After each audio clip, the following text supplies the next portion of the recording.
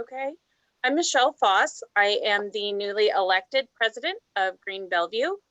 As a quick introduction, I would also like to announce our new executive committee, our board officers. We elected Jillian Cromwell as our vice president and Brittany Dabastani as our recording secretary. And we re-elected Jennifer Holscher as our treasurer. So congratulations. And I am very excited and looking forward to a great year with everybody. So that being said, we did have our annual planning meeting yesterday. So we started talking about the upcoming year and how to be flexible and creative in the throes of a continuing pandemic. So keep watching our social media and our website to see all of the exciting new things that we have coming up. Brittany, would you please introduce our speaker? Yes, so I'm Brittany Dabastani. I'm a board member of Green Bellevue, and I also am with Green Omaha Coalition, who's co-hosting today's event. Today's speaker is Jim Cavanaugh. He is, I don't have your entire bio, but from what I know, you're an attorney, you're an environmental lobbyist, you are a Douglas County clerk. You might want to add to that resume, I'm sure it's lengthy. And he's going to be talking about COVID-19, which it remains a huge issue for the United States, our community, and the world at large. So, and also how that ties into everything else that we do with our daily lives and the environment. So, Jim, I will give it over to you. Thank you, Brittany, and thank you, Green Bellevue, for inviting me.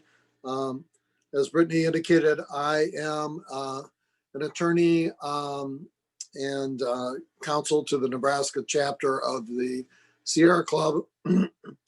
I also, excuse me, I also serve as a county commissioner on the Douglas County Board of Commissioners, and as such, play a part in administering the $166 million that we received from the federal government in April via the CARES Act to help us deal with the COVID-19 pandemic and its impact locally. So in discussing that, and I'm trying to find this for you, Brittany, I serve as chair of the Douglas County Board's Health and Human Service Committee, and have had a ongoing series of hearings relative to establishing, implementing, and updating, streamlining CARES assistance programs under a number of different headings. One of them is rental assistance that tries to get rent assistance to individuals who have been impacted by COVID, mostly people who have been laid off or furloughed from their employment and are having difficulty paying rent. Subsequent to the onset of the pandemic, enormous numbers of individuals were laid off, furloughed, or their businesses simply went out of business. And so we saw an enormous spike in unemployment in our community and our state and our nation. And so in order to help alleviate that, we in Douglas County established a rental assistance program that allowed people who meet certain criteria to receive help in getting their rent paid. And we dedicated $10 million of the $166 million that we received from the federal government via the CARES Act to go directly to the landlords of people who have been impacted because of COVID and as a result are unable to pay their rents. After we got the rental assistance up and running, we recognized that a lot of people were having similar difficulties paying their utilities bills. And so we partnered with our local public utilities, OPPD and MUD, to provide utilities assistance to individuals, again, impacted by COVID, who are struggling to pay their light, water bills. And so we dedicated $4 million to that.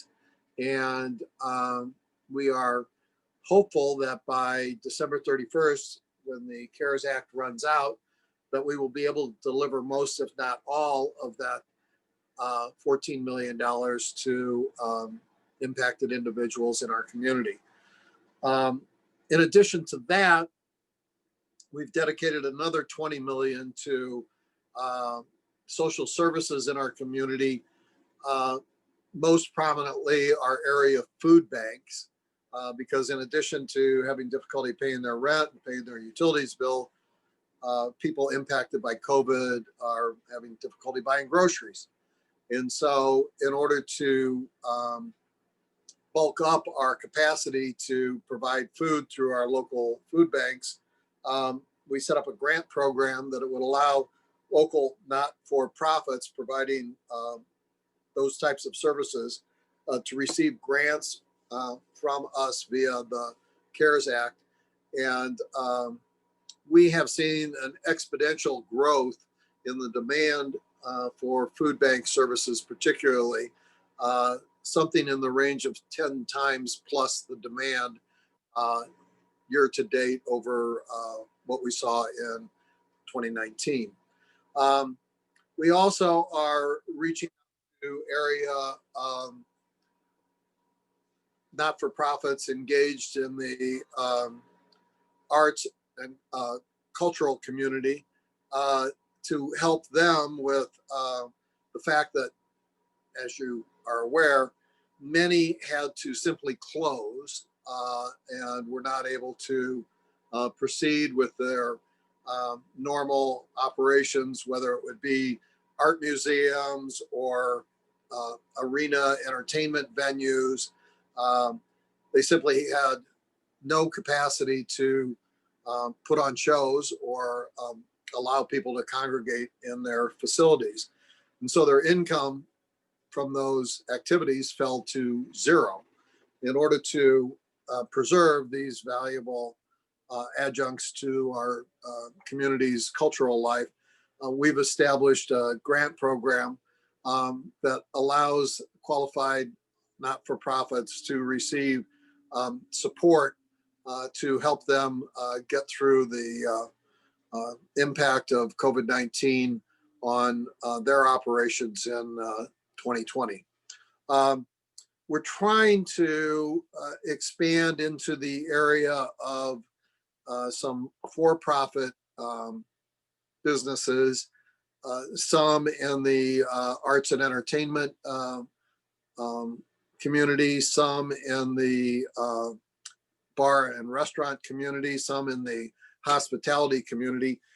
But we run into difficulties in that our administrative capacity to actually get programs up and out there is stretched to the limit right now. And so we hope to have some expansion in 2020 of CARES dollars to for-profit entities in the community in those areas, and then do a much more robust effort in 2021 with the hoped for continuation of CARES or something like in the new year.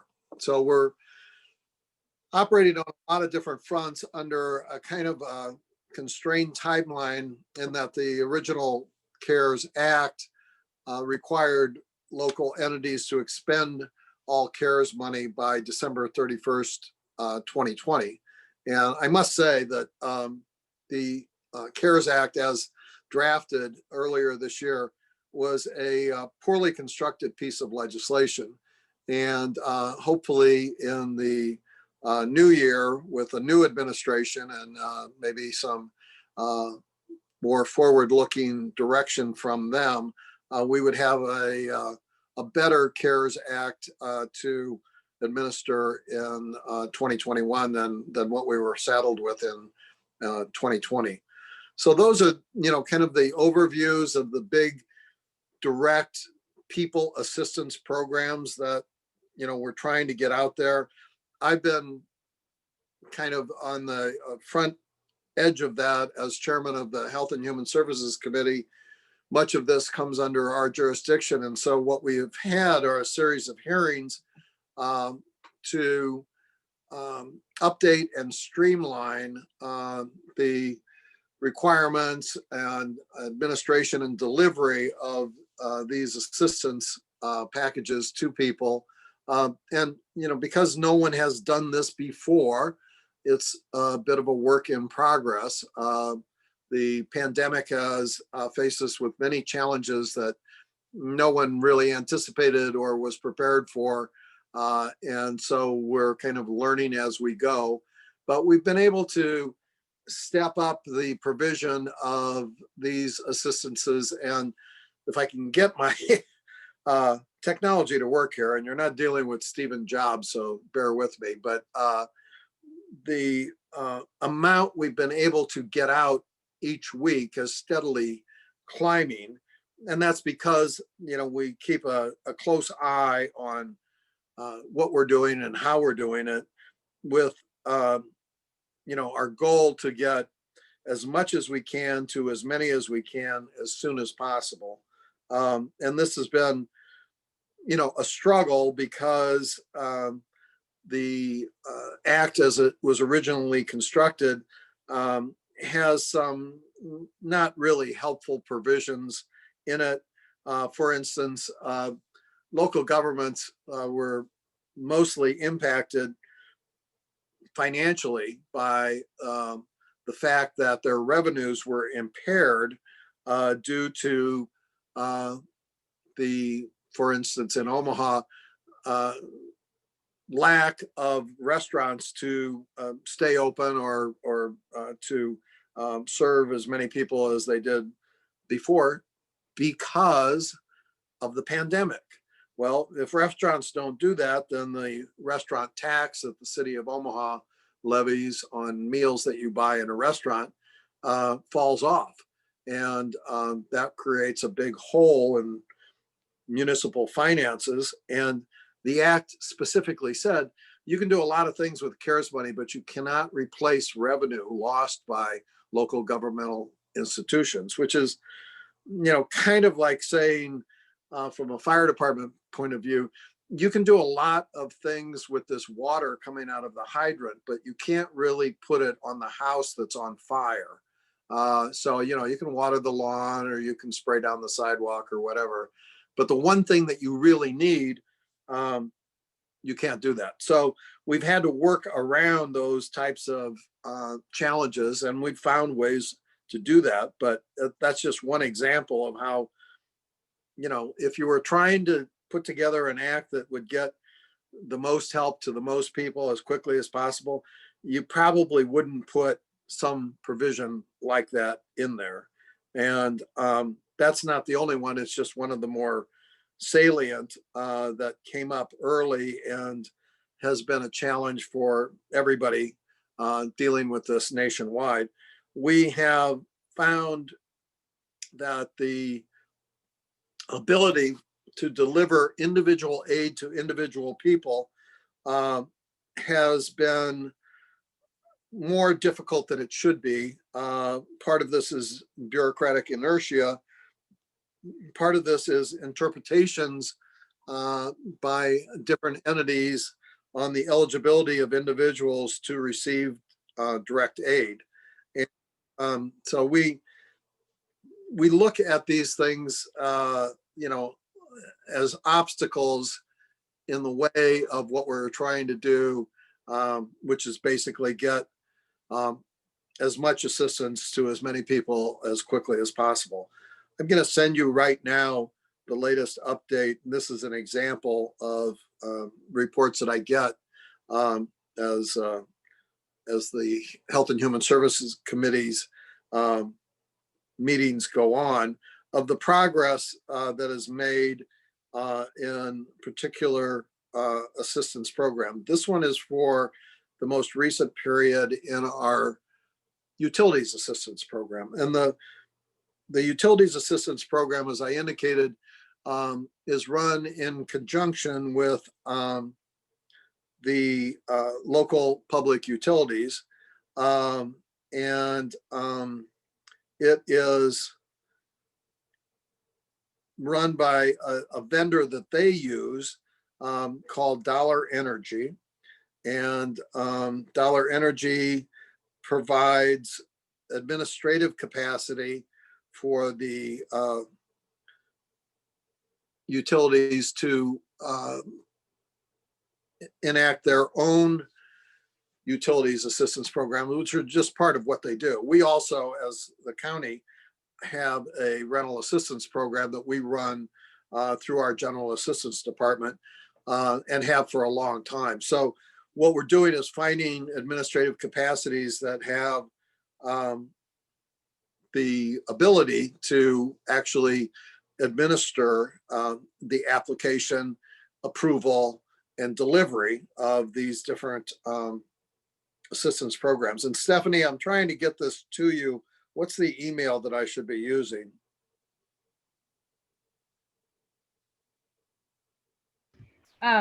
Brittany.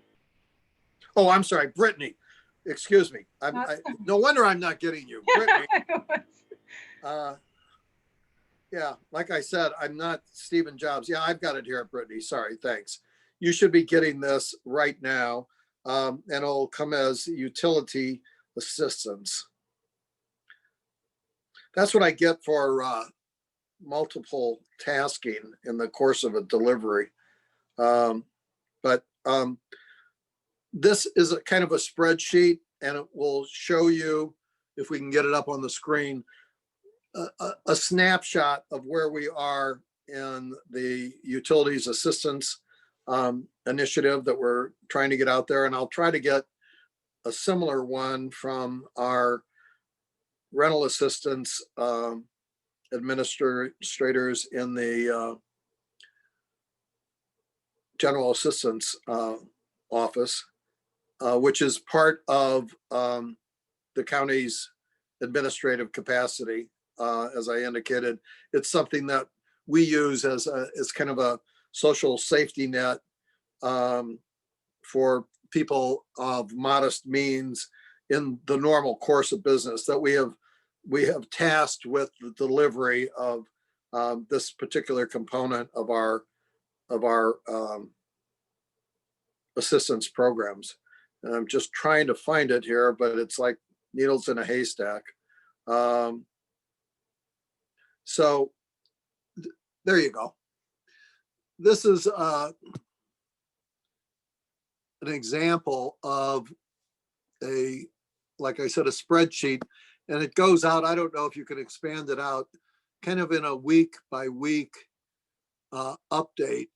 So you see it started at the beginning of August, and our rental assistance program started actually in July, but we backdate them so you would be eligible for assistance going back to the onset of the pandemic, which would be around the middle of March, the 1st of April. And I don't know why I can't find this other one. I'm probably typing in someone else's wrong first name. I'm sorry, but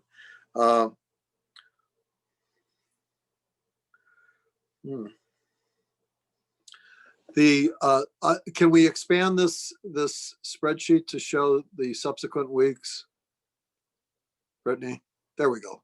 Okay, so you see, as it goes by week, the number of applicants goes up, and then the bottom line you see down there goes up as well. And that gives you an idea of what we are trying to do in terms of get this is a drawdown on a $4 million program, get this aid to people by December 31st. it's difficult, and we called on everybody in the community to help us with the delivery of the information that this program is available, and then help us with the folks out there who are in need, who might have some challenges in getting their applications completed. So we've had good cooperation from area not-for-profits who have teamed up with us to offer their services to people, both in letting them know that there is a program available to do that.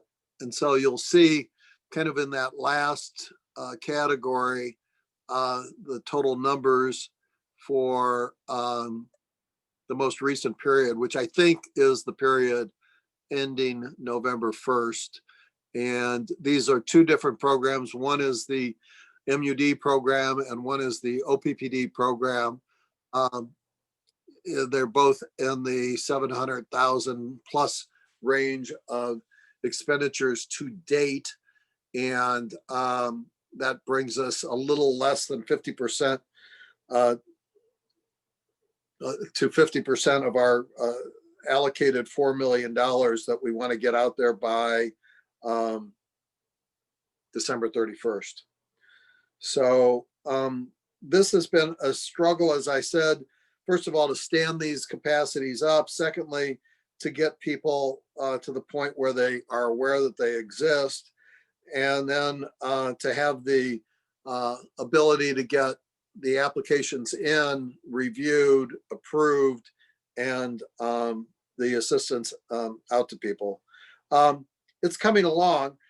It's not going to end on December 31st because, as we all know, the pandemic will not end on December 31st, 2020.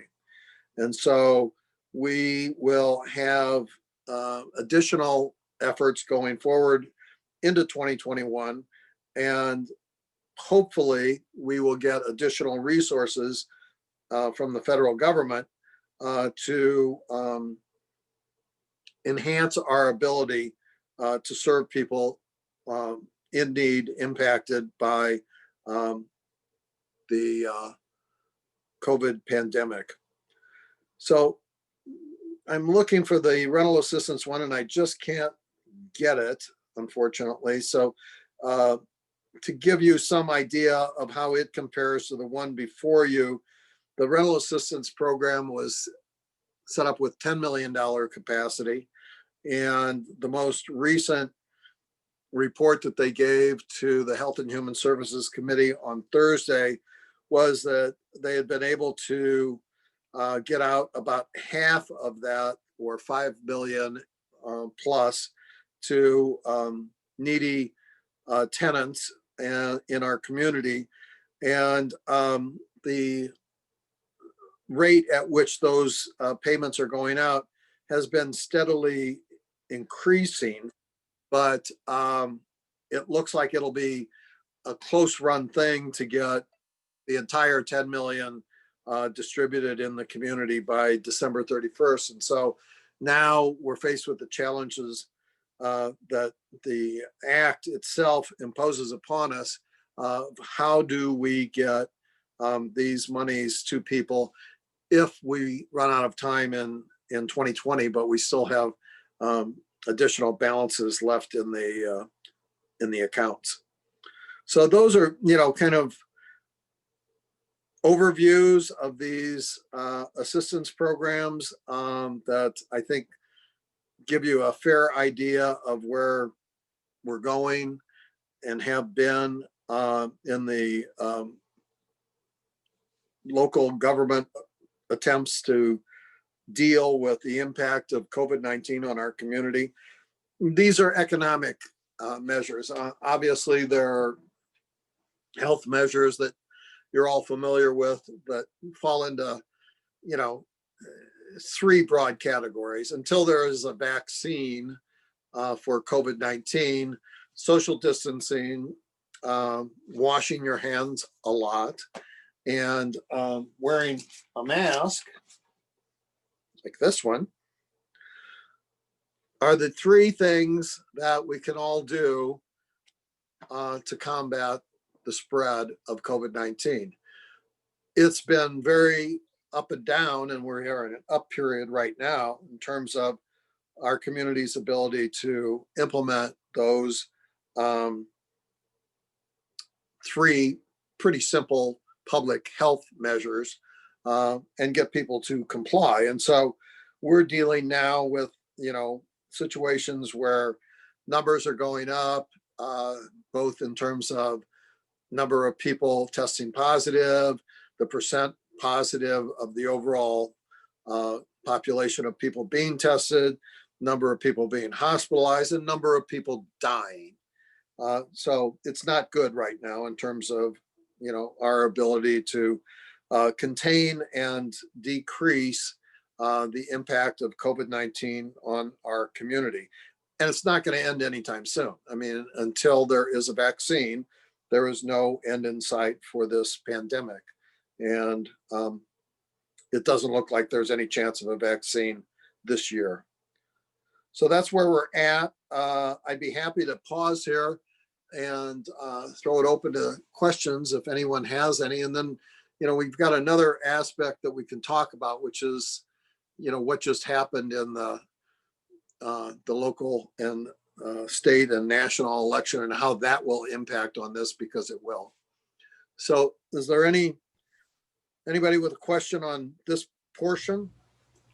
Jim, John Preister here. Thank you for the presentation so far. I appreciate your time and involvement and the donation to people really in need. You raised the question about whether or not the county's appropriation of $4 million would actually be spent. To date, about less than 40% has been spent in roughly 3 months. We have 2 months to go. What are your options? Will that money have to be turned back? Can we establish an alternative? What options? Because I want to see the money get where it goes, as I know you do. But if we don't do it, what's the option? Yeah, I think that's a great question, Don. And it's just, an example of how poorly the underlying legislation was crafted. There is no rational scientific reason why this has to be done by December 31st. The pandemic doesn't comply with arbitrary statutory requirements, deadlines, or anything else. The pandemic is a virus, and you need to apply science in treating with virus, and that's not what happened here. So what we are looking at is exactly what you're talking about. If we're left on December 31st with unexpended funds, what can we do? And, two things. First of all, I'm trying to do everything I can to speed up the expenditure of those funds now to get people the needed assistance and bring down the number of applications which are denied by making them easier to approve. And that involves a application process that has been, in my opinion, a little too cumbersome and complex and needs to go to a quick check off yes, no series of questions. The ability of the administrators to get massive amounts of money to big entities stands in stark contrast to their inability to get small amounts of money to lots of people. And the requirements for you to get your rent paid or your utility bill paid are far, far in excess of the requirements of you if you are a large corporation or not-for-profit in getting millions of dollars in direct aid. So, struggling with that kind of bias, I guess, has been a challenge that I've tried to meet and push to get a simple, straightforward checkoff system so that people can qualify and get their needs met directly. This is, kind of an attitude thing in terms of who should we be helping. And there's obviously some people who think we should be helping large entities and organizations more and quicker at a greater scale than we should be helping individual people. There's also a difficulty in administering thousands of individual small grants versus 1, 2, 3, 10 very, very large grants. And the administration of this program by the bureaucracy is something that they've never done before. And so making it simpler and easier for them has been a bit of a challenge in terms of getting it done for the people who actually need it.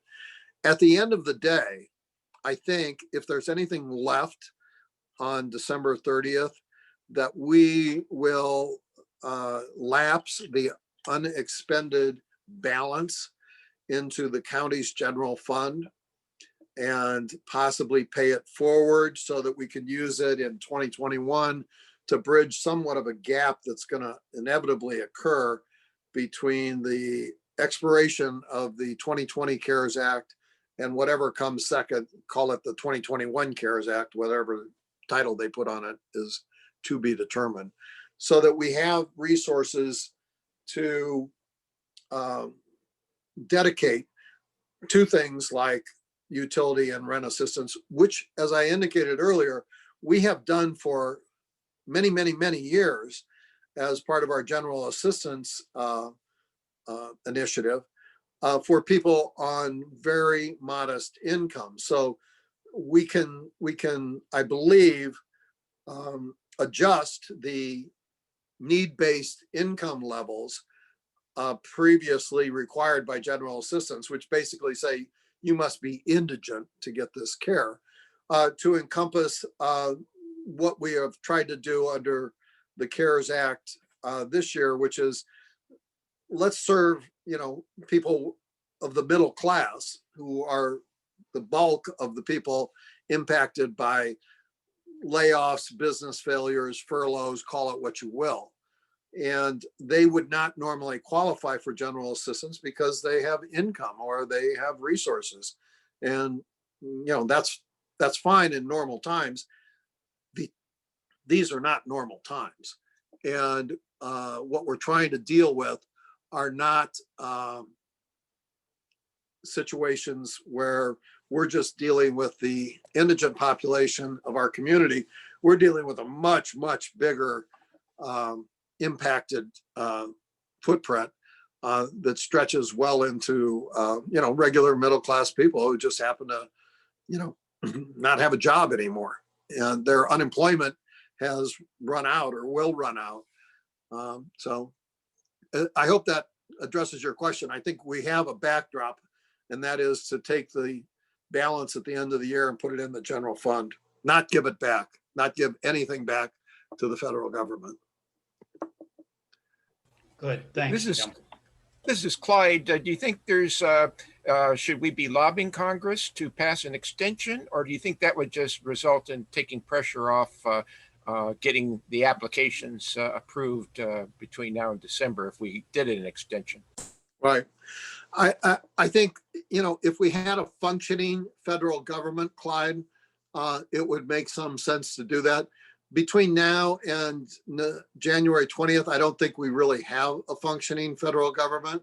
And it's going to be a challenge to see, even after January 20th, 2021, whether or not Congress can summon the political will to enact it. I mean, I'm optimistic with the new administration that we'll have the political will in the White House. And I'm pretty sure that we will have the political will in the House of Representatives. Whether or not the Senate goes along with that is going to be the real question. And as you've seen, as we all know, how the Senate is going to play out in terms of Is it going to be a Democrat majority or a Republican majority is yet to be determined. If it is a Republican majority Senate, I am not optimistic about the quick implementation of a 2021 CARES Act. And our two senators will be part of that problem, not part of that solution.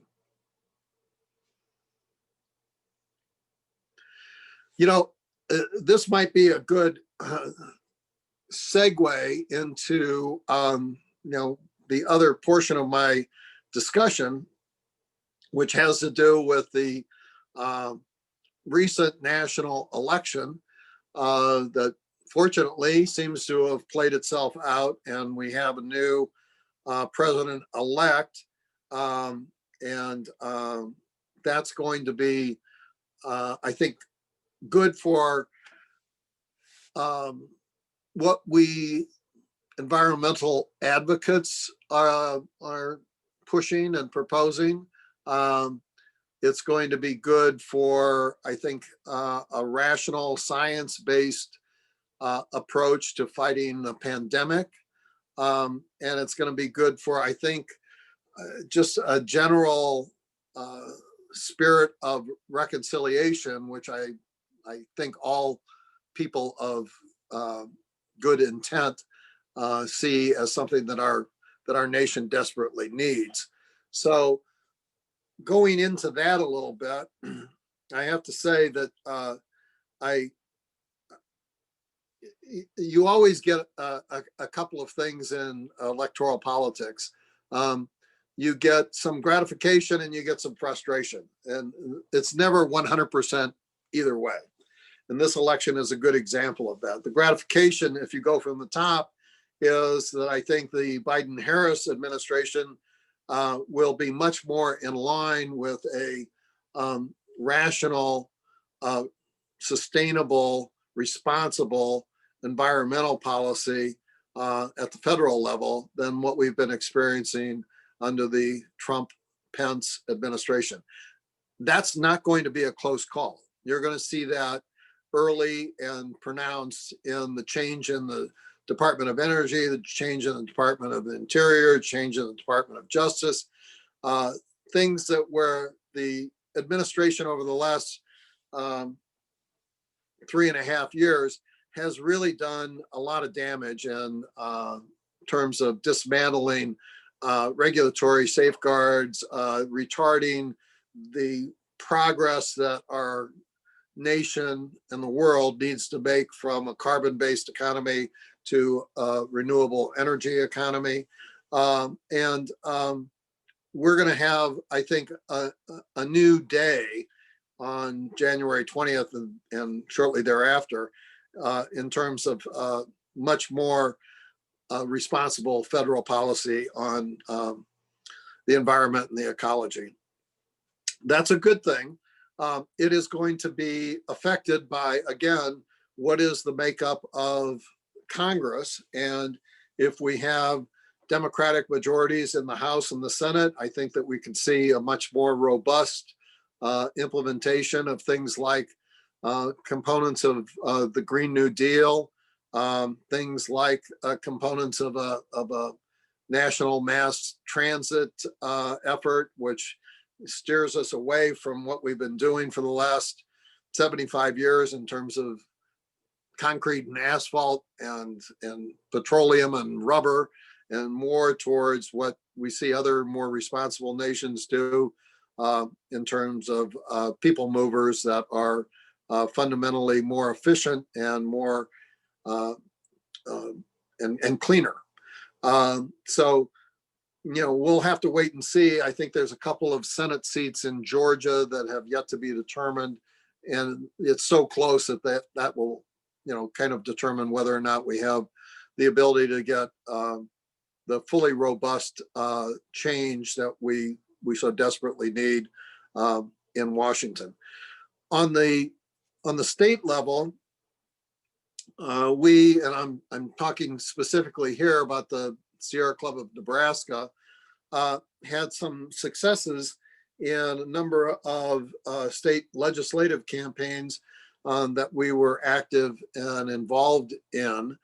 And we're able to get a couple of new senators in Douglas County, a new senator in Sarpy County, and a new senator in Lancaster County, who should be good additions to the senators that are already serving in the legislature in terms of responsible environmental legislative policy coming through the unicameral.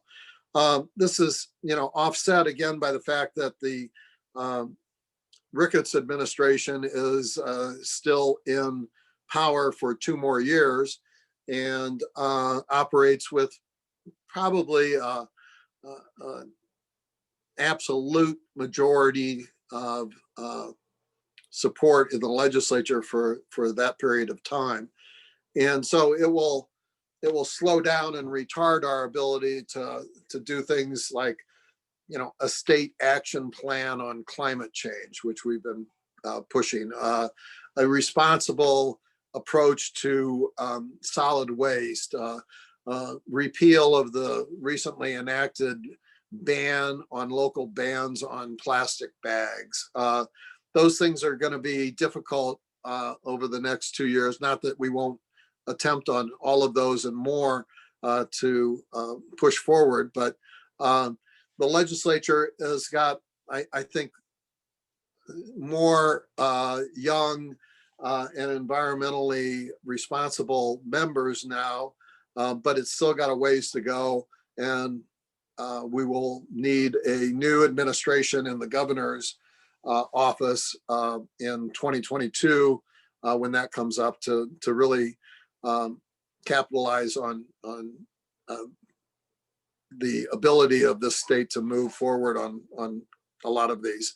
On the public utilities front, we had good success in retaining environmentally responsible utility members, and we look forward to, particularly in the OPPD area, to get progress towards the adoption of a 100% renewable energy policy as soon as possible. Responsible science in this area says 2030 is that date, and we have yet to get the utilities board to endorse that, but we have hopes that that is something that we can make some progress over the next couple of years. The local elections are really going to be impacted in this area, and the metropolitan elections in 2021. And so we're just kind of taking account of what just happened in the most recent elections on the federal, state, and local level. And then as the holiday season progresses, we'll look at what is going to be the position going forward into 2021 in the largest city in the state, where obviously we've got some challenges. We, again, the Sierra Club, have been engaged in a multi-year Green the Stream initiative to push the city of Omaha in the direction of a more environmentally responsible solid waste program. And if you follow what the city council and the mayor have been doing, you see that there's back and forth relative to how we collect and dispose of our waste, particularly the segregation of solid waste in the traditional trash sense from yard waste or biodegradable waste that we have used as the basis for our OmaGrow mulch initiative.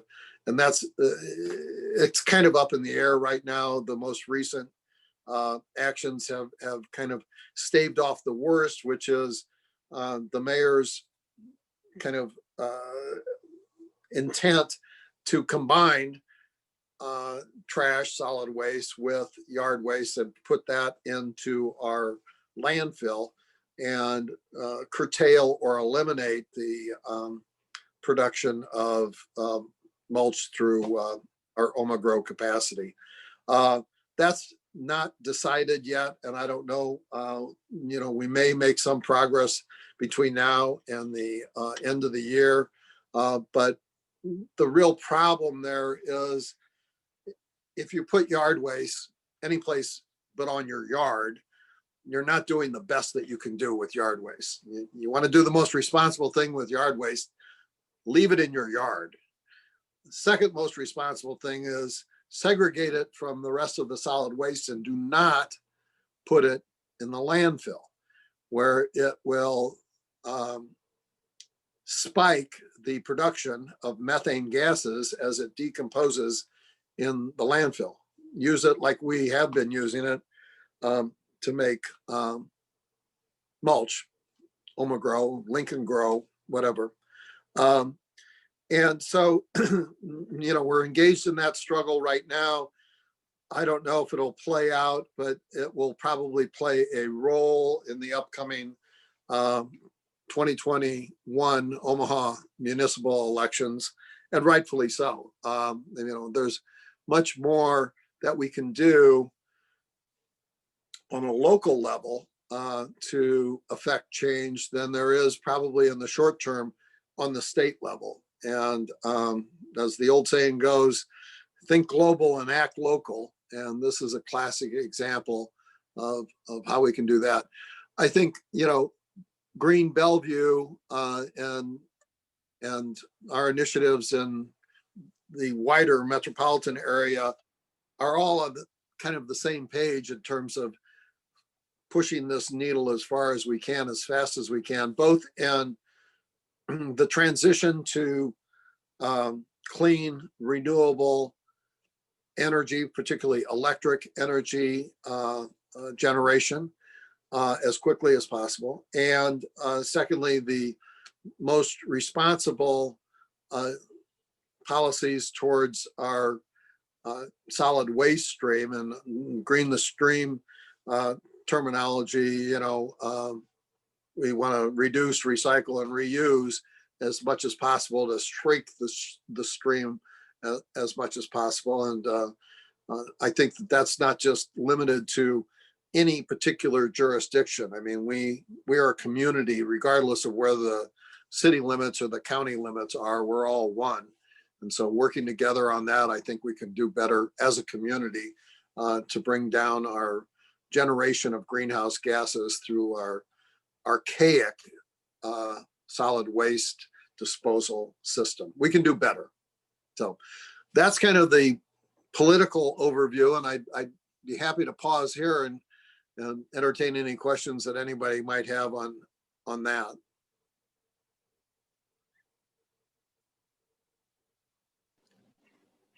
Hi, Jim. David Corbin. Hi, David. It says Albert Lears, but I'm not Albert Lears. And I just wanted to tell everyone that I did put in the chat box that if you want to recycle your campaign signs, that I put 2 addresses there, one at Exist Green and one out at in Millard on S Street. So I wanted to point that out. Also, it looks like Mary Spurgeon is on this meeting, and I want to congratulate her for being a new director in OPPD. And thanks, Jim, for presenting. Thank you, David. And I don't know if you might have in your inbox the latest rent assistance report. I think I sent it to you. But if you do, maybe share it with Brittany and the group. It's just gives you another example of how the dollars that we've dedicated to rent assistance are being distributed. And you'll see in there a graph that shows the week by week we're increasing the amount that we're getting out there, and it's a good trend. We want to get to 100% by December 31st if we can, and then figure out how we continue this into 2021. This is going to be a very difficult winter for our community, state, and nation. And so this arbitrary December 31st, 2020 cutoff of these funds could not probably come at a worse time. And so if we can possibly get some of these funds used as kind of a bridge to whenever the federal government acts again in 2021 to give us some assistance, that's probably the best that we can hope for. Yeah, and I don't have that, but like you, it's disappointing that so many have been rejected because of, administrative details. Yeah, so I think moving forward, the more we can get out there, and if anybody on this belongs to a neighborhood organization, that they can spread the word, or if you're on Facebook, let people know that there is assistance out there. Now, obviously, Jim's talking about Douglas County and Sarpy County. I'm not sure how they're handling it, but they do have some CARES Act money that they got from the governor. And so we want to get as much money out there to the people that need it as possible. Yeah, I think that the counties outside of Douglas County, which I believe is the only county in Nebraska to receive its direct appropriation from the federal government, are receiving their assistance through the state government. And it is kind of a county by county discussion that you need to have probably with your county administrators relative to how that money is coming through in Sarpy County. I'm not exactly sure how that's happening. Some of these programs are being administered directly by the state through its administrative entities, whether they be HHS or I believe the National Guard actually administers some of these programs. So that's a question for your local county government.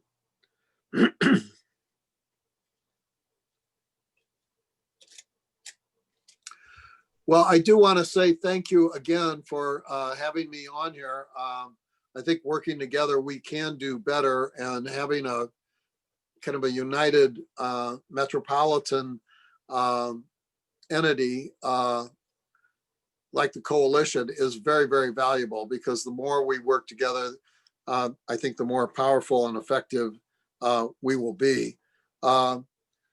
Brittany, thank you for reaching out to me, and I'd be happy to follow up in 21 with you and the coalition to kind of update where we are going into the new administration. And there will be some, hopefully, additional assistance coming from Washington as we struggle through the pandemic and get closer to whatever date the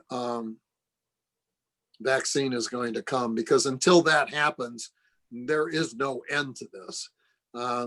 The challenges that we're going to face are going to be compounded by the fact that winter is coming.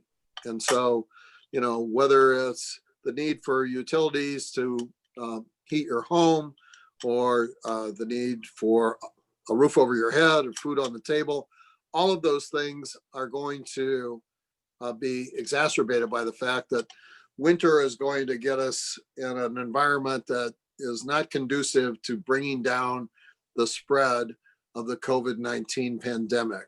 And what you've seen just recently, where we have in our community reached new highs in terms of the number of people infected, the number of people hospitalized, and the number of people who die, is something that is not looking like it's going to turn around real quick. So let's all do what we can, to keep our distance, to wash our hands and wear a mask. So thanks, everybody. Yeah, thank you, Jim. And Okay, thank well. you for all the attendees. We will be posting this recording, and Jim, you can send me the documents and we can make those available to everybody. Yeah, on behalf of Green Bellevue and Green Omaha Coalition, thank you so much. You covered a broad scope of information. A lot of it's really important, and I don't think everyone's getting this information. So, you know, the more we can spread the knowledge that there are funds available and keep an eye on what we can do locally to improve our environment, and also kind of keep an eye on what happens in 2021 with bills that are coming down, and what we can do at a local level. So thank you. You can visit Green Bellevue's link at greenbellevue.org and greenomaha.org if you want more information about the two organizations. And that's where we will be posting this video. So Michelle, did you want to say anything? Yeah, I wanted to invite everybody to our Sarpy County Earth Day planning meeting. It is right here on Zoom on January 31st from 1:30 to 3 p.m. Bring ideas, creativity, online and in-person ideas.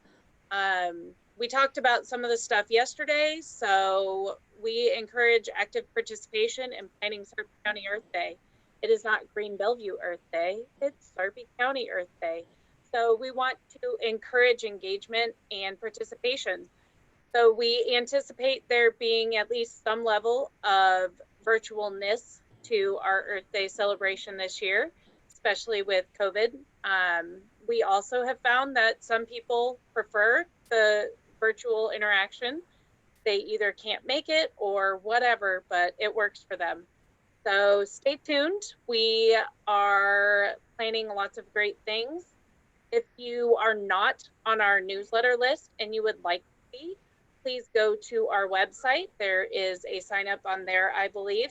Otherwise, you can email admin@greenbellevue.org and get put on that list.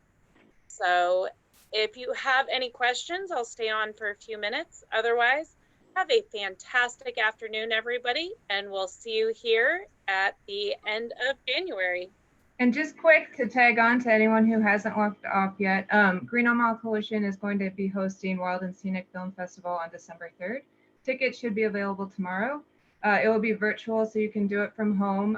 They're kind of inspirational environmental films. There'll be 9 documentary shorts, and there's meal deals, so you can get some food from Kitchen Table and some beer from Zipline and make a whole movie night of it. And that will be at greenomaha.org. Hopefully tomorrow we will have the ticket available for purchase. So yeah, thank you everybody. Thanks, folks. And Michelle, congratulations on your election. It's Thank you. another good election this season. So we've had a good month so far. Brittany, I will search for that and get it to you. It may be tomorrow, but if you